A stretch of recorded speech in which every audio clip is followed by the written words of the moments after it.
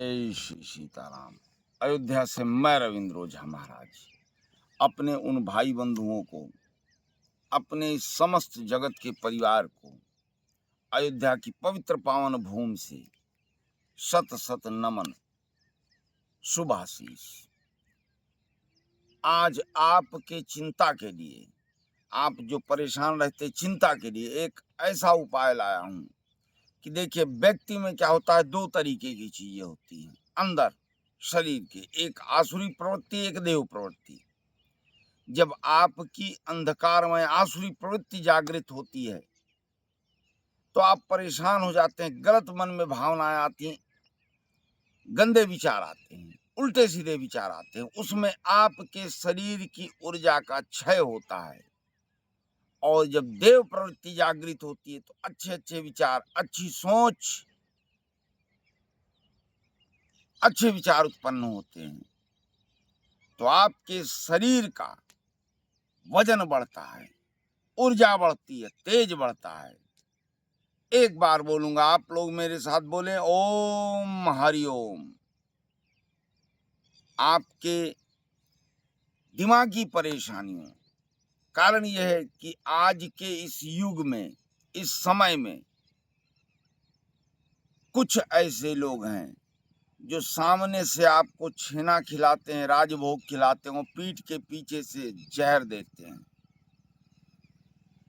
उन व्यक्तियों से आप परेशान हैं। मुख्य विषय आज यह है कि उन व्यक्तियों से जो अज्ञात शत्रु हैं। देखिए, ज्ञात शत्रु में पता चलता है सामने वाला मुझसे दुश्मनी रख रहा है, गलत भाव रख रहा है, विचार धारणाएं उसकी मेरे प्रति अलग हैं, वो बार बार मेरे घर में या मेरे ऊपर गंदी क्रियाएं करता है, अटैक करने का प्रयास करता है। लेकिन सामने, और भैया कैसे हो, बड़े अच्छे हो, आइए कभी घर पे आइए, बड़ा आपके प्रति प्रेम उमड़ता है, मक्खन सी बोली और जहर की डोली आपके प्रति उसके मन में रहती है। तो ऐसे व्यक्ति से आप ना, उनकी आपको जानकारी हो पाएगी, ना आप सावधान हो पाएंगे, परेशान रहेंगे निरंतर। ऐसे व्यक्तियों से सावधानी के लिए आपको अपने ही द्वारा उपाय को करना है।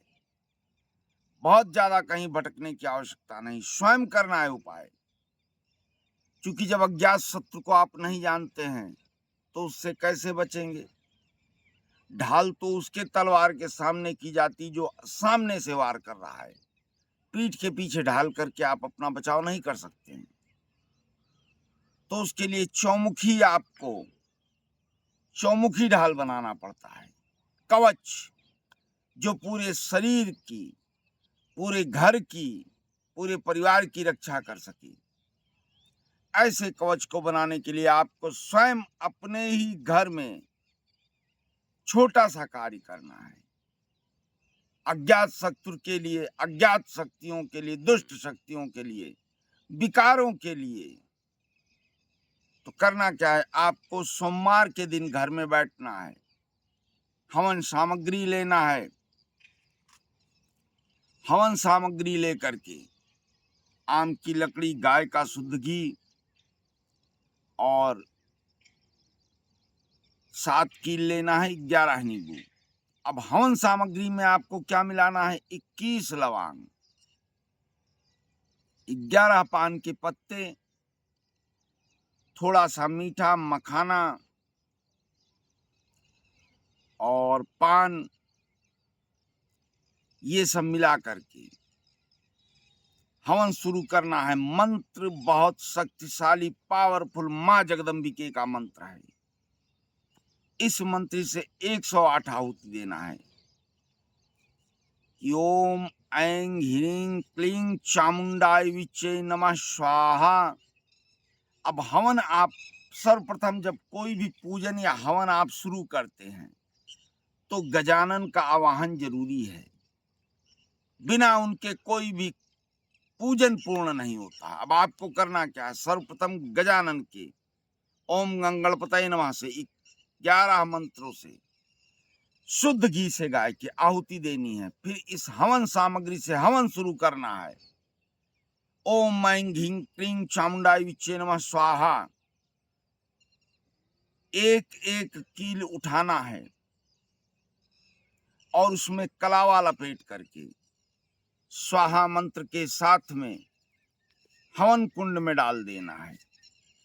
जब आपके 108 मंत्र ये पूर्ण हो जाएं, तो अब मन में सोचेंगे वो 11 नींबू, उन 11 नींबुओं को लेना है और काट देना है। हवन कुंड में जो आपकी 7 कीलें पड़ी हैं उन पे ओम ऐं क्लीं क्रूं क्लैं कालिकेभ्यो नमः कहते हुए नींबू गाड़ते जाना है। बस ये ध्यान रहे, नींबू के रस की धार उस कील पर गिरनी चाहिए, इधर उधर नहीं। सारे नींबू काट करके और उसके रस को उस कील पर आपको गार देना है और फिर वो कीलें उसी हवन कुंड में तुरंत निकालना भी नहीं, सायंकाल तक पड़ा रहने दें। शाम को 7 कील को निकाल करके गंगा जल से धुल लेना है। हल्का सा छिट्टा, बहुत ज्यादा नहलाना भी नहीं, हल्का सा छिट्टा गंगा जल का उस कीलों पर मारकर 7 कील को, 4 कील घर के 4 कोने पे, 5वीं कील घर के मुख्य द्वार पर। अगर गाड़ने की जगह नहीं है तो आप सीमेंट से चिपका सकते हैं। 4 कील घर के चारों कोने पे, 5वीं कील घर के मुख्य द्वार पे और 6ठी कील छत के ऊपर। छत के ऊपर जो 7वीं कील आपकी बच रही है उसको आपको बीचों बीच आंगन में कहीं भी गाड़ सके या चिपका सके। ये उपाय करिए, ये ऐसा अचूक उपाय है। इतना अगर आपने कर दिया तो जितने भी आपके अज्ञात शत्रु हैं, जितनी भी अपराध शक्ति हैं, बुरी शक्तियां, नकारात्मक चीजें हैं, वो आपके घर से निकल जाएंगी। आप कहीं भी जाएंगे हमेशा प्रसन्नचित्त रहेंगे, कोई दुर्भावनाएं मन में नहीं आएंगी और जो अज्ञात शत्रु हैं वो आपका पीछा छोड़ देंगे। सारी परेशानियों से मुक्त होने का ये एक सरल उपाय है और करने के लिए आपको मन से करना है।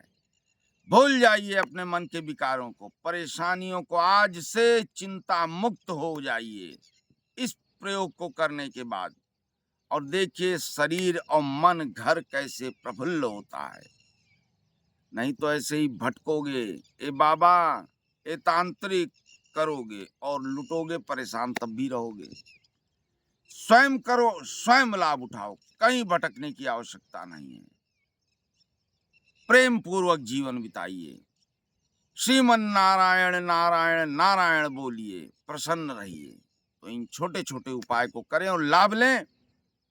कोई भी समस्या हो, परेशानी हो, मेरे इन नंबरों पर आप शाम को संपर्क कर सकते हैं। 5 से 10 बजे तक आना चाहें अयोध्या के मिल सकते हैं। मैं प्रेम के साथ मिलूंगा।